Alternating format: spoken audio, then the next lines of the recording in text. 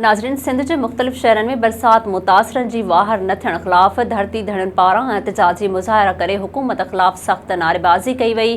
SSU जे नुमाइंदनि मूजिब कुबो सईद खान में ॿोॾि मुतासिरनि जो वाहिर न थियण ख़िलाफ़ मुख़्तलिफ़ ॻोठनि जे ॿोॾि मुतासिरनि गवादर मोटरवे रोड ते डॉक्टर मज़हर पंवर, अब्दुल रहीम जमाली ऐं ॿियनि जी अॻवाणी में मुज़ाहिरो करे धरणो हणी सख़्त नारेबाज़ी कई वई। नवाबशाह में आर्टिस्ट काउंसिल ऑफ पाकिस्तान पारां ताज़ियुनि तूफ़ानी बरसातुनि सबबि ज़िले जे आर्टिस्टनि जा घर ऐं कारोबार सख़्त मुतासिर थियण सबबि प्रेस क्लब साम्हूं सक़ाफ़त खाते पारां वाहर न थियण ख़िलाफ़ एहतजाजी मुज़ाहिरो कयो वियो।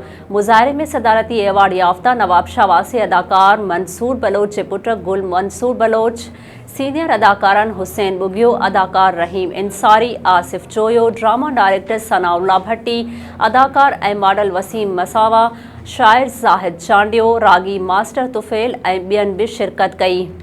ठुल्ह में जीए सिंध महाज़ तरफ़ां शुएब नूनारी, एजाज़ नूनारी ऐं ॿियनि जी अॻवाणीअ में बरसात मुतासिरनि समेत ठुल्ह कंदकोट रोड बंदि करे मुज़ाहिरो कयो वियो। राणीपुर में सचल कॉलोनीअ जे रहवासियुनि सिंध सुजाग भंभरा वेलफेयर जे चेयरमैन मोहम्मद रमज़ान भंभरो, शबीर अहमद राजपूत, ग़ुलाम शबीर भंभरो ऐं ॿियनि जी अॻवाणी में बरसात जो पाणी नेकाल न थियण ख़िलाफ़ सख़्त एहतजाज कयो वियो। नाज़रीन, वधीक ख़बरूं ऐं अपडेट्स जे लाइ ॾिसंदा रहो SS न्यूज़ वेब चैनल। असांजे चैनल खे लाइक ऐं सब्सक्राइब करणु न विसारींदा।